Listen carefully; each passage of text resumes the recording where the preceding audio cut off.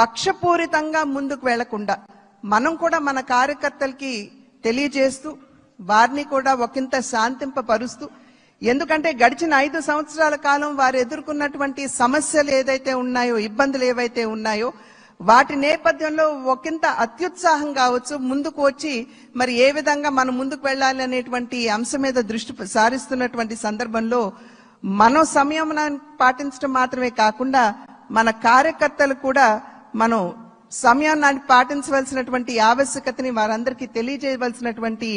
బాధ్యత మన మీద ఉన్నది అని చెప్పి తెలియజేస్తూ, ఏదైతే సోదరులు పవన్ కళ్యాణ్ గారు మరి ప్రతిపాదించారో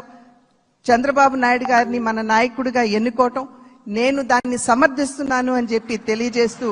మీ అందరికీ ధన్యవాదాలు తెలియజేస్తూ చంద్రబాబు నాయుడు గారికి మరి ఒక్కసారి నేను శుభాకాంక్షలు